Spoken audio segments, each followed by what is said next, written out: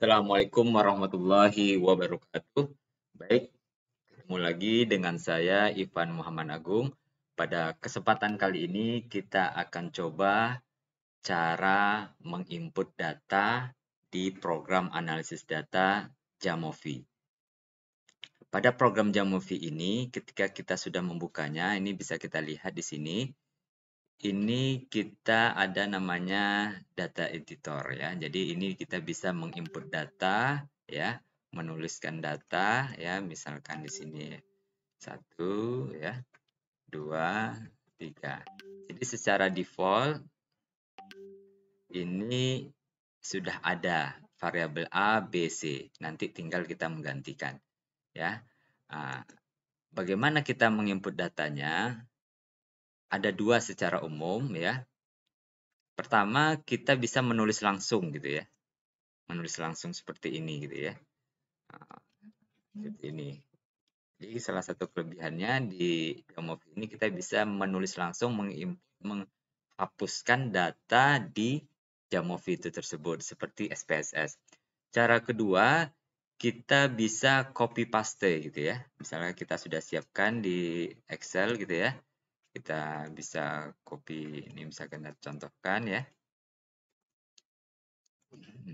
Kita bisa copy ini. Dan kita paste ya.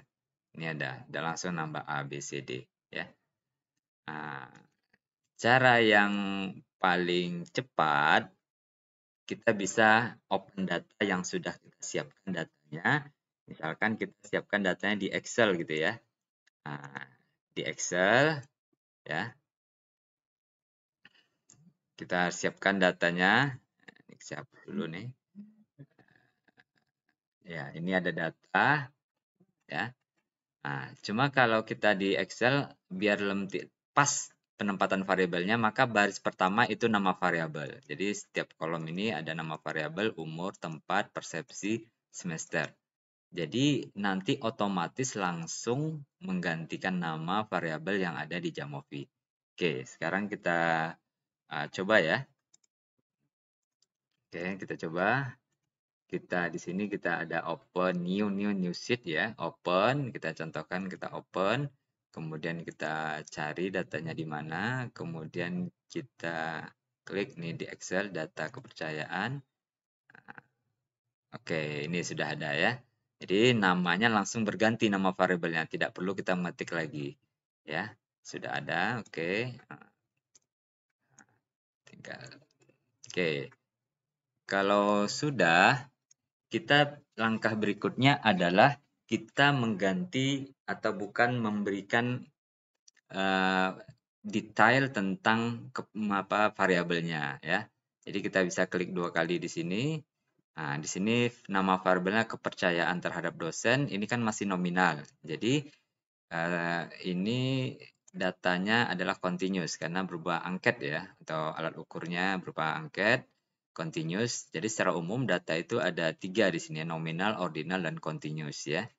Nominal itu kategori, ordinal itu peringkat, continuous itu yang sudah ada nilainya interval ataupun rasio.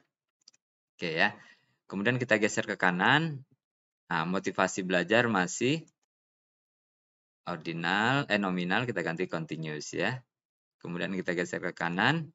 Nah, jenis kelamin ini sudah pas ya. Jenis kelamin ini adalah nominal. Nah, kita bisa kasih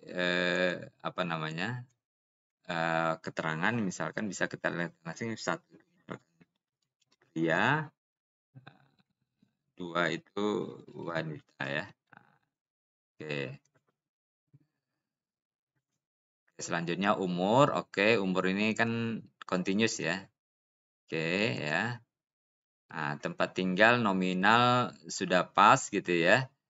Nah, nanti tinggal bisa kita gantikan juga kalau kita ini kan misalkan karena datanya buat tag ya, kan dia tertulis ini tag. Nah, tetapi kalau kita nanti mau analisis, kita harus ganti menjadi 1 ya. 1, 2 gitu ya. Oke. Karena nanti untuk analisis sama perbedaan ini nggak bisa, harus diganti menjadi angka ya. Oke. Kemudian persepsi kita ganti ke continuous ya. Oke, kemudian semester ini tetap ya nominal ya, atau ya nominal boleh. Oke, ini sudah ini ya, sudah oke, ya oke. Nah, ini datanya sudah oke sesuai dengan jenis datanya ya. Jadi di sebelah kanan ini adalah tampilannya ya. Jadi misalkan tampilan real time ya, jadi mirip seperti JAS ya, JASP.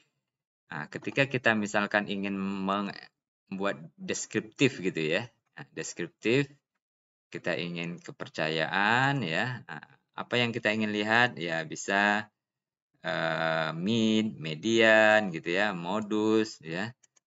Ini langsung hasilnya ada di sini. Atau tampilannya kita bisa rubah berdasarkan ini juga boleh gitu ya. Nah, di sini ada N-nya 90, missing-nya ya. Kemudian 80 ya, 11 ya ininya. Atau kita mau split gitu ya, split dengan jenis kelamin gitu ya, boleh. Jenis kelamin ya, jadi prianya ada 44, wanitanya ada 46 gitu ya, missingnya 0 gitu ya, min. Nah, ini min dari kepercayaan ya. Minnya pria 82, sedangkan wanita 84. Nah, kemudian median, terus ya deskriptifnya. Kalau mau kita kasih ini, boleh. Nah, ini pembahasannya mengenai statistik deskriptif ya. Itu secara umum ya.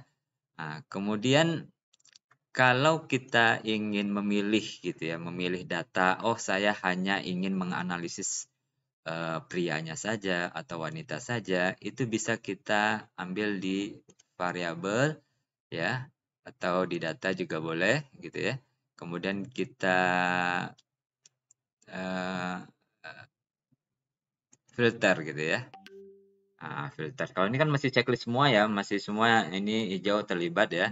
Maka kita klik ini ya. Kemudian kita pilih jenis kelamin, klik 2 kali. Ya.